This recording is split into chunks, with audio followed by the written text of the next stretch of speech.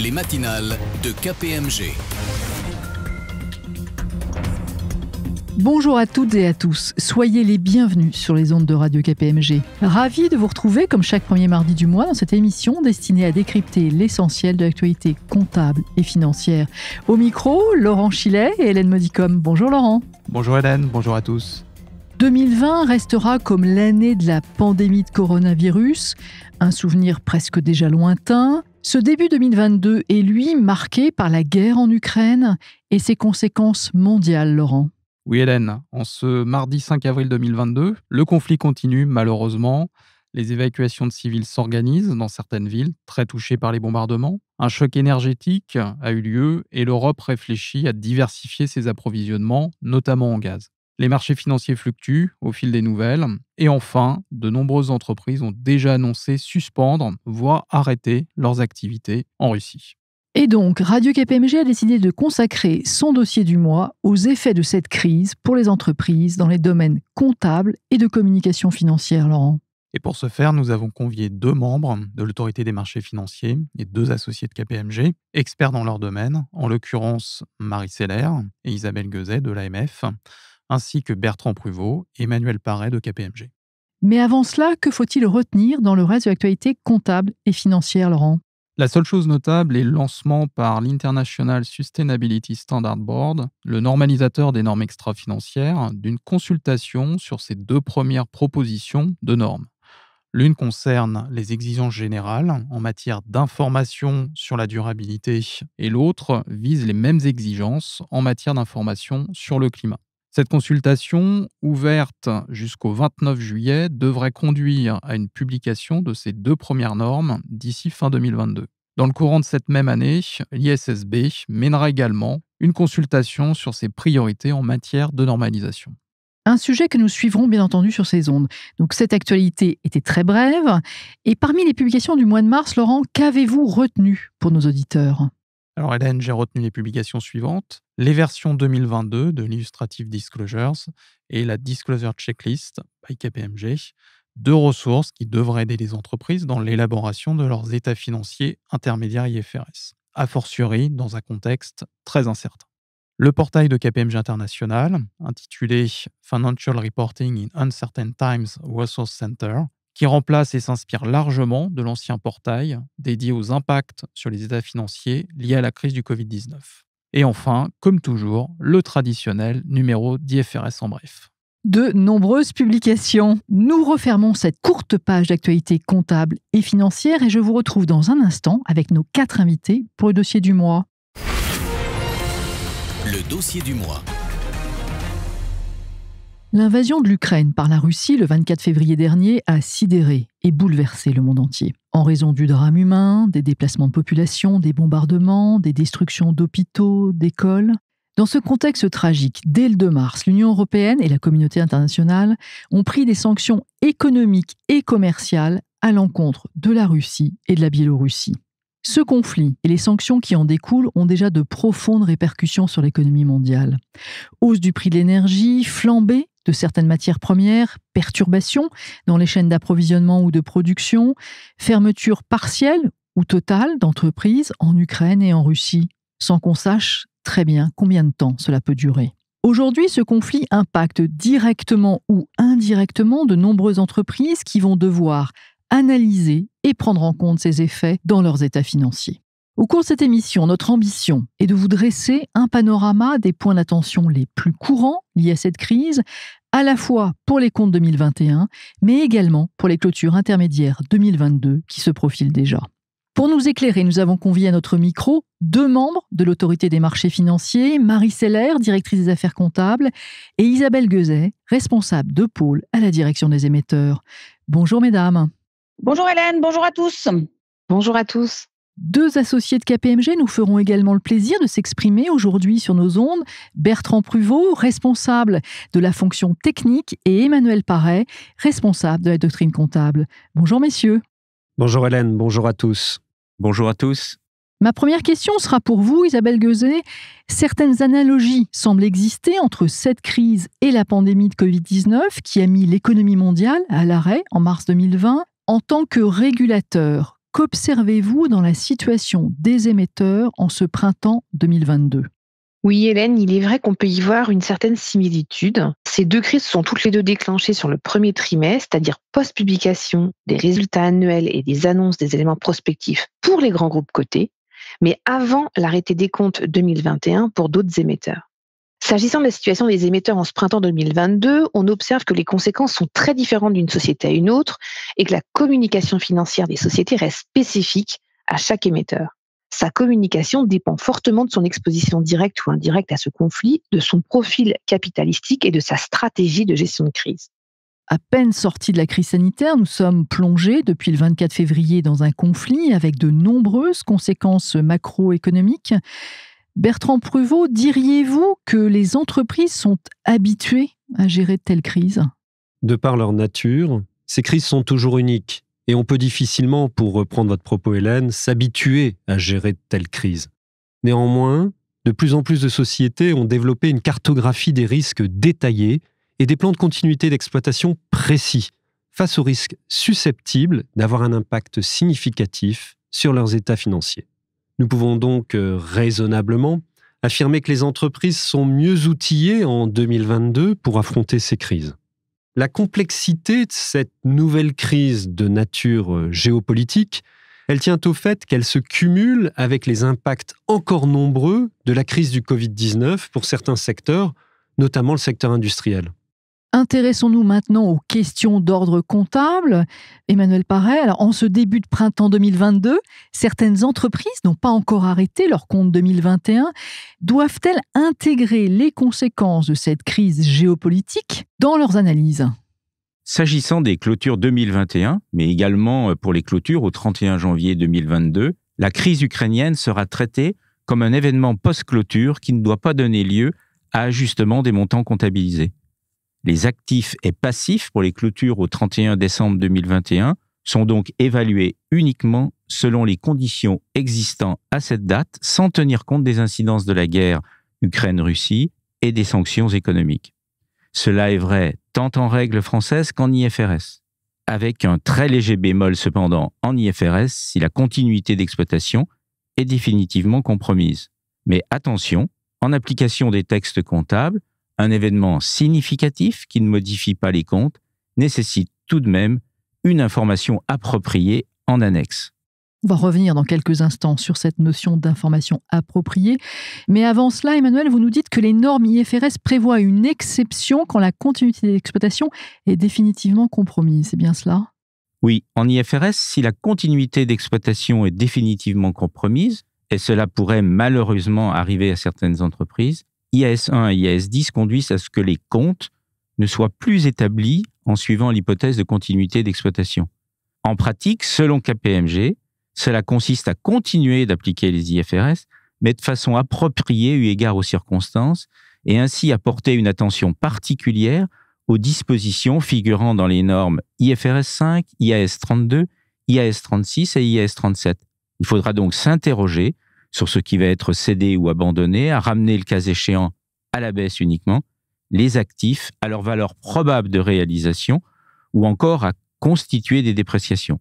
Ainsi, ce ne sont pas tout à fait des valeurs liquidatives, car on ne tiendra notamment pas compte de certaines plus-values latentes. Vous parlez ici, Emmanuel, des sociétés qui n'auraient pas encore arrêté leur compte. Oui, Hélène, cela vaut pour les entreprises qui n'auraient pas encore arrêté leur compte ou celles qui souhaiteraient, même si elles ne sont pas nombreuses, procéder à un deuxième arrêté. Donc retenons pas d'ajustement des comptes, mais des informations en annexe au titre de l'événement en question, informations que vous avez qualifiées d'appropriées. Oui, et dans ce cas, le référentiel IFRS prévoit explicitement que les entreprises doivent communiquer à la fois sur la nature de l'événement et ses principales conséquences à date, et également sur son impact chiffré s'il est possible de le déterminer. Et si ce n'est pas possible, il faudra l'indiquer. On s'attend donc à avoir, à minima, des informations qualitatives sur les conséquences de la crise en Ukraine et sur le fonctionnement de l'entreprise ou du groupe. Et en règle française, c'est la même chose ? En règle française, le PCG impose également de communiquer une information en annexe, sans être aussi prescriptif que les IFRS. Mais rien n'empêche de s'en inspirer. Cela nous semble une bonne pratique. Bien évidemment, on s'attend à ce que les groupes avec une exposition significative présentent des éléments chiffrés. À cet effet, vous pouvez utilement vous reporter à ce qui a été publié, notamment par les sociétés du CAC 40. Mais attention, car plus le temps passe, plus les informations nécessiteront d'être enrichies, les émetteurs étant plus à même d'appréhender les impacts directs et indirects de ce conflit. En tant que régulateur, qu'attendez-vous des émetteurs dans ce domaine, dans les comptes du 31 décembre 2021, qui n'auraient pas encore été arrêtés ou que certains émetteurs souhaiteraient arrêter de nouveau? Et là, je m'adresse à vous, Marie Seller. Comme l'a indiqué Emmanuel à l'instant, pour les sociétés clôturant au 31 décembre, la crise ukrainienne est un événement post-clôture qui ne nécessite pas d'ajuster les montants comptabilisés. En revanche, pour les sociétés n'ayant pas encore arrêté leurs comptes ou souhaitant les réarrêter, une information au titre des événements post-clôture est attendue. Mais elle devra être nécessairement adaptée aux situations de chacun et être la plus claire et la plus spécifique possible. Nous comprenons bien entendu qu'à ce stade, tout le monde manque de visibilité. Parmi les informations qui pourraient être fournies, je citerai par exemple les expositions en Russie, en Ukraine et en Biélorussie, en les détaillant au maximum par type d'actifs. On pense aux filiales, aux sociétés en influence notable, aux immobilisations corporelles, incorporelles, aux actifs financiers, à la trésorerie, etc. Et en cas de garantie existante, il est important de les mentionner en étant clair sur leur qualité. Il nous semble qu'il sera aussi utile d'indiquer le chiffre d'affaires et le résultat dans ces pays. Et enfin, pour les sociétés concernées, les impacts sur la position de liquidité. Il est également bien entendu important que l'information donnée dans cette note soit en totale cohérence avec celle présentée dans le rapport de gestion sur ce sujet. Pour les entreprises qui auraient arrêté leur compte avant le 24 février 2022, comment doivent-elles procéder? Je m'adresse à vous, Bertrand Pruvot. Alors, si leur rapport de gestion n'est pas encore finalisé, ces sociétés doivent veiller à communiquer sur cette crise et ses impacts potentiels, de telle sorte que l'information qui y figure reflète la meilleure estimation possible à date. Dans le cas contraire, l'organe compétent pourra faire une communication ad hoc à l'Assemblée générale d'approbation des comptes. Et en dernier recours, si je puis dire, ce sera au commissaire aux comptes de faire un point de la situation. Dans tous les cas, nous nous attendons à ce que la majorité des émetteurs fassent un point d'étape sur cette crise lors de leur assemblée générale, si leur estimation a évolué de manière significative entre la finalisation de leur état financier et cette assemblée. Ce qui est probable. Regardons maintenant un peu vers l'avenir. Les prochains arrêtés risquent de ne pas être simples, et c'est un euphémisme, pour certaines entreprises, Bertrand. Disons que pour les clôtures au 28 février 2022 et donc a fortiori lors des clôtures suivantes, la guerre en Ukraine sera intervenue.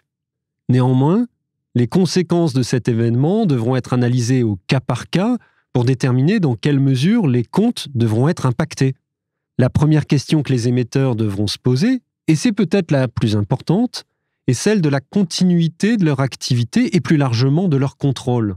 Dans tous les cas, l'analyse du contrôle devra être mise à jour au regard des différents critères d'IFRS 10, en fonction des spécificités des entités et de leur situation qui a pu évoluer depuis le 24 février 2022. Le cas des clôtures à fin février 2022 est sans doute le plus délicat. Néanmoins, Hélène, elles ne sont pas monnaie courante. C'est certain. Et puis, autre piège, si je puis dire, il ne faudrait pas conclure trop vite et dire que l'entreprise n'est pas ou très peu impactée par ce conflit, Bertrand. En effet, il ne faudrait pas pécher par excès d'optimisme ou de suffisance et vouloir ainsi conclure trop hâtivement. Pour être en mesure de cerner leur exposition à ce conflit, les entreprises doivent tracer avec soin leur flux d'approvisionnement, leur chaîne de production, et au détour de cet examen, elles vont découvrir des transactions à risque, des fournisseurs ou des clients fragilisés par ces événements tragiques. Elles doivent également s'intéresser à la question du taux de change.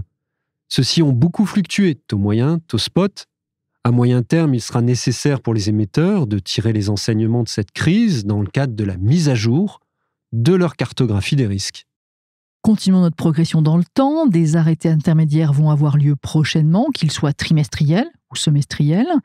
Vous l'avez souligné, les impacts liés à cette crise vont se révéler au fur et à mesure. Quelles sont, à cet égard, les premières recommandations de KPMG, Bertrand Pruvot? Cette crise, dont on a encore du mal à réellement mesurer l'ampleur et la durée, va effectivement avoir des effets sur les états financiers des entreprises en 2022. Étant précisé qu'une certaine analogie pourra exister avec les effets de la crise du Covid-19. En France, en raison du choc énergétique et de la flambée de certaines matières premières, la croissance devrait ralentir en 2022, et surtout en 2023, semble-t-il. Et donc le premier sujet, sans doute le plus sensible, a trait au test de dépréciation des actifs. En effet, difficile d'imaginer que la guerre en Ukraine et ses réactions en chaîne ne constitueront pas des indices de perte de valeur pour certaines entreprises. Et puis, comme lors de chaque grande crise, un nouvel équilibre est trouvé, généralement différent du précédent, avec alors son lot de ruptures et de transformations. Pour les arrêtés intermédiaires, certaines entreprises seront confrontées à la nécessité, au moins dans les cas les plus sensibles où le headroom est limité, de revoir leurs prévisions de flux de trésorerie pour déterminer la valeur d'utilité des principaux actifs non financiers dans un contexte pour le moins incertain. Mais il y a sans doute aussi des impacts à prendre en compte sur les taux d'actualisation et les primes de risque. Pour les non-initiés, le headroom, en bon français, est l'écart entre la valeur d'utilité et la valeur comptable des actifs. Et plus cet écart est réduit, plus cet écart est petit, plus le test de dépréciation est crucial. Mais comme vous venez de le dire, Bertrand, on risque d'être un peu dans le brouillard pour le faire, ce test. D'où la nécessité absolue de transparence. Les entreprises vont devoir documenter leurs analyses et rationaliser leurs hypothèses. Notre rôle, en tant que commissaire aux comptes, sera bien sûr de challenger ces hypothèses, mais également de nous assurer que la communication en annexe sur ces points est suffisamment claire. Avec une mention spéciale concernant les informations sur la sensibilité de ces tests aux principales hypothèses financières, mais également opérationnelles. Il ne faut pas oublier effectivement cette question opérationnelle, c'est très important. Alors si je continue à passer en revue le bilan, Emmanuel Paré, il faudra également se poser la question de la valorisation des instruments financiers. Oui, qu'ils soient d'ailleurs comptabilisés en juste valeur ou au coût amorti. Si je commence par ceux qui sont en juste valeur, je pense notamment en IFRS à toutes les évaluations à la juste valeur qui ne seront pas de niveau 1, c'est-à-dire déterminées par référence à un prix de marché, et qui nécessiteront encore plus de jugement, voire des adaptations des modèles d'évaluation retenus. De même, l'évaluation des créances clients dans le modèle des pertes attendues nécessitera également une vigilance particulière et un examen critique des principaux paramètres économiques retenus. Même si elles se posent dans des termes un peu différents, ces questions sont également valables en règle française pour ceux qui auraient des clôtures intermédiaires ou décalées. Et cela existe. Vous souhaitiez également attirer l'attention de nos auditeurs sur certains contrats d'affacturage ou d'assurance crédit qui pourraient comporter des clauses limitant ou remettant en cause la couverture du risque de crédit du fait de la survenance d'une guerre ou encore de sanctions imposées à un pays. Oui, et ces clauses peuvent avoir des conséquences sur la dépréciation des créances, sur le caractère déconsolidant des contrats de cession de créances en IFRS ou sur le niveau de provision pour risque à constituer en normes françaises. On peut trouver des clauses de type force majeure dans d'autres contrats de financement et aussi dans des contrats de location ou des contrats commerciaux. Leur rédaction et leurs impacts varient d'un contrat à l'autre. Les entreprises doivent donc recenser ces clauses et les analyser afin d'en tirer les conséquences comptables éventuelles. Et puis, il y a aussi d'autres points d'attention, Bertrand, plus spécifiques à ce conflit ukrainien. Oui, Hélène. Outre les destructions liées à cette guerre, on peut citer tout d'abord les impacts possibles de contre-sanctions que la Russie pourrait prendre. Ces contre-sanctions affecteraient ou remettraient en cause le niveau d'influence au sens large, contrôle conjoint ou influence notable, des groupes sur certains de leurs actifs corporels ou filiales, qui feraient l'objet d'une saisie ou de mesures d'administration provisoire restrictive. Deuxièmement, certaines entreprises ont décidé ou pourraient décider d'arrêter leur activité avec la Russie ou en Russie, avec des impacts en termes de dépréciation, de provision ou de présentation.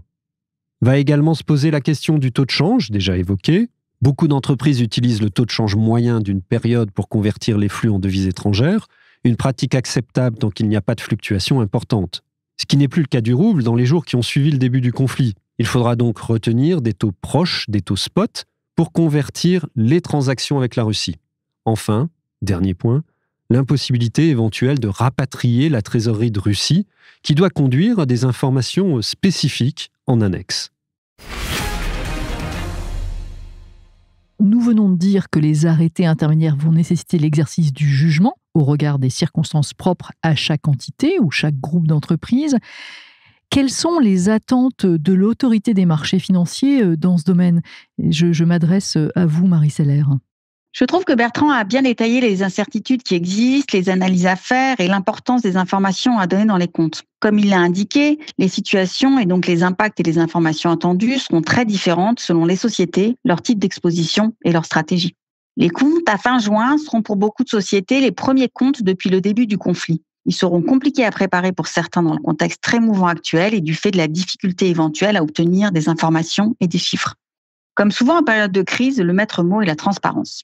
Dans ce contexte, il sera particulièrement important que les sociétés précisent les jugements retenus, les hypothèses utilisées et leur sensibilité dans certains cas. Cela permettra aux lecteurs de comprendre les conditions dans lesquelles les états financiers ont été arrêtés. À ce titre, je me permets de rappeler qu'en IFRS, au-delà des informations requises, les comptes doivent toujours présenter toute information qui serait utile à leur compréhension. Les sujets qui vont demander une attention particulière sont, entre autres, les tests de dépréciation, les impacts liés à la hausse des prix des matières premières, au taux de change et potentiellement à la stratégie de la société en Russie. Au regard des circonstances, la question du classement de certains événements en résultats courants versus non courants va se poser en IFRS, comme toujours, j'ai envie de dire, et celle du résultat d'exploitation versus le résultat exceptionnel dans les règles françaises également.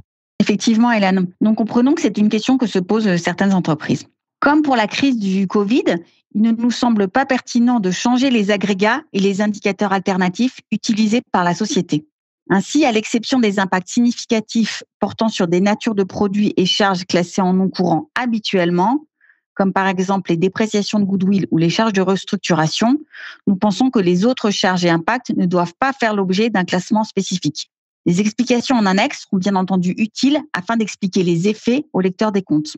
Au-delà de ces aspects comptables, se pose aussi la question pour les sociétés cotées de la communication financière. Et je me tourne maintenant vers vous, Isabelle Gueuset. Commençons par l'information permanente. Quels sont les impacts du conflit en Ukraine sur la communication au long cours, on va dire, des sociétés cotées ? Oui, Hélène, comme vous le savez, les sociétés cotées sont soumises au règlement MAR qui impose que tout émetteur rende public, dès que possible, les informations privilégiées qui le concernent. Ainsi, les émetteurs doivent informer le marché des impacts directs et indirects qui seraient qualifiables d'informations privilégiées. Donc, pour mémoire, l'appréciation du caractère privilégié ne peut s'effectuer qu'au sein de l'entreprise en fonction des éléments en sa possession.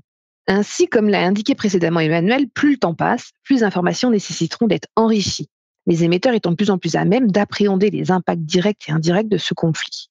L'ESMA rappelle d'ailleurs dans son communiqué du 14 mars dernier que les émetteurs doivent donner une information actualisée, reflétant les impacts présents et attendus de cette crise sur sa performance financière et ses cash flows. Pour les sociétés qui n'ont pas encore arrêté leur compte 2021, la publication des comptes annuels sera le prochain temps fort.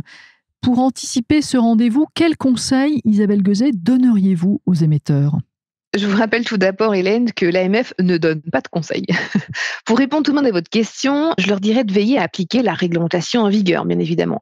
Donc, il convient donc d'être transparent sur les conséquences anticipées de la crise et le degré d'incertitude des éventuels impacts chiffrés qui sont communiqués au marché.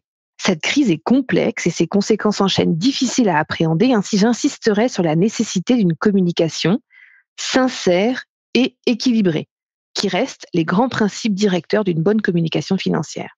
À cet égard, un autre temps fort de communication aura lieu le jour de l'Assemblée générale.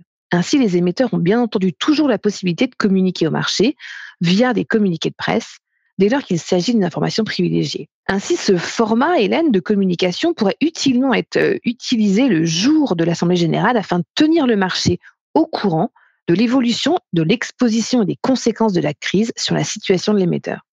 À ce propos, vous en parliez il y a un instant, le régulateur européen, soucieux du bon fonctionnement des marchés financiers dans l'Union européenne, alors l'ESMA pour ne pas le citer, a formulé le 14 mars dernier des points de vigilance à destination des acteurs de marché, notamment des émetteurs, des points de vigilance qui portent sur leur communication financière. Isabelle, quels sont plus précisément ces points de vigilance ? Tel que déjà évoqué, Hélène, le régulateur européen souligne l'importance pour les émetteurs de tenir le marché informé de l'évolution de la situation et de ses conséquences sur sa performance financière et ses perspectives. Il est également recommandé de faire preuve d'une transparence adéquate sur les impacts directs et indirects de la crise, tels que la hausse du coût de l'énergie, par exemple. Il est également important de mentionner les risques auxquels la société est confrontée et les mesures mises en place pour les gérer. Enfin, il semblerait opportun pour les sociétés qui seraient a priori fortement exposées au marché ukrainien-russe, voire au marché des matières premières, telles que l'énergie ou l'agriculture, qu'elles expliquent pourquoi cette exposition en réalité n'a que peu d'impact, contrairement à ce qui aurait pu être anticipé par le marché. La publication des documents d'enregistrement universel est en cours. Quelles sont vos recommandations au regard de la crise géopolitique actuelle ? Il est très important que les sociétés mettent à jour leurs facteurs de risque au moment du dépôt de leurs documents d'enregistrement universel. Ces facteurs de risque doivent être spécifiques et corroborés, comme le demande la réglementation. Donc, en conséquence, l'exposition ou l'absence d'exposition, directe ou indirecte, à la crise actuelle devrait être traitée au sein du document et chiffrée dans la mesure du possible. Les mesures de gestion des risques mises en place par la société seront utilement décrites. Avant de conclure, avez-vous d'autres messages en tant que régulateur à transmettre aux émetteurs en cette période et aux entreprises, j'ai envie de dire de manière plus large, une période qui, une fois encore, est compliquée? Marie Seller? Oui, Hélène, nous avons conscience que dans ce contexte mouvant, la situation est difficile pour certains groupes et que de nombreuses questions se posent et vont se poser pour l'arrêté des comptes. Des échanges réguliers ont lieu entre régulateurs et il est probable qu'un communiqué soit publié par l'ESMA fin mai. Ce communiqué, à l'instar de ce qui avait été fait dans le cadre de la crise du Covid, reviendra sur certains points clés pour la clôture semestrielle à venir. Les discussions sont en cours, mais ce communiqué mentionnera certains éléments importants, dont les tests de dépréciation à effectuer, les risques de liquidité potentielle et la continuité d'exploitation, les autres risques financiers comme le change, les matières premières et les couvertures qui seraient mises en place ou qui sont mises en place, les analyses de contrôle et de classement en actifs destinés à être cédés. Il insistera, comme vous l'imaginez, sur les informations à donner en annexe. Ce communiqué mentionnera également le rapport de gestion et la nécessité d'inclure les impacts directs et indirects sur la situation et la performance financière, les objectifs et la stratégie de la société, ainsi que les mesures qui auraient pu être mises en place pour y faire face. Dans ce contexte, l'AMF reste bien entendu à l'entière disposition des sociétés et de leurs commissaires aux comptes, comme toujours dans des périodes difficiles. Un mot également, Bertrand Pruvot, en guise de conclusion?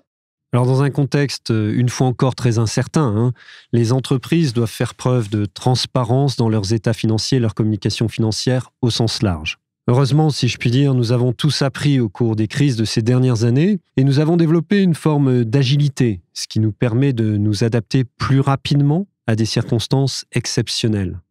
Mais restons humbles, en alerte et surtout bien informés.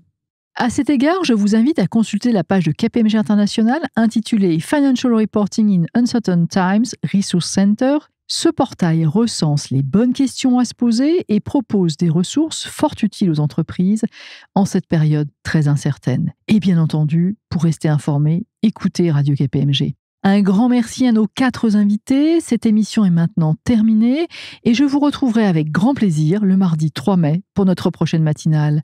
À bientôt!